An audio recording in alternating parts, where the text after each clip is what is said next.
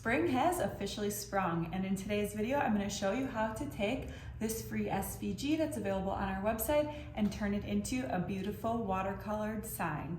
So of course the first thing to do is get your artwork. Just go to ikonartstencil.com, resources, free artwork, and choose the design you want. I'm of course using this floral wreath design.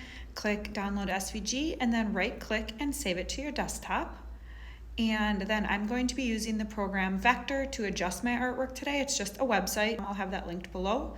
So basically I'm just opening up my file and then I'm going to adjust it. We have two different wreaths available in that file, and I'm going to use the words from one and use it with the wreath, with the second wreath. So I'm kind of combining two different SVGs into one here. Then I'm just going to resize it to be the size I want it to be to match my sign. And then I always make sure that my artwork is all black before printing. And if you want to mirror at this point, you can mirror right in this program as well.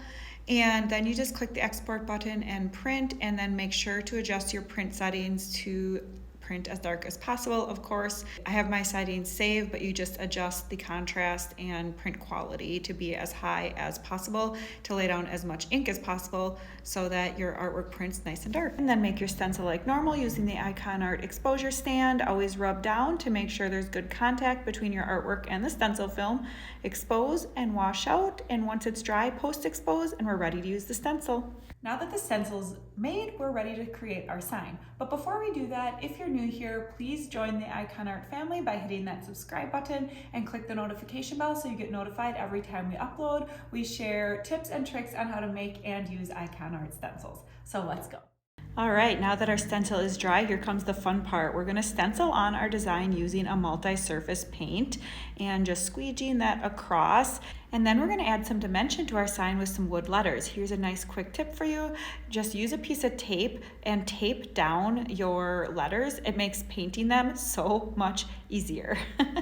All right, now this is a fun part of watercoloring. So after that design is dry, you can just take some paints and water them down, and then just start filling in your design like you're coloring. It makes each sign completely unique and adds a really beautiful touch. Then the last step is to just glue on the letters, which adds some nice dimension to your sign, and you're left with this super adorable Oh Sweet Spring sign that is completely custom and personalized.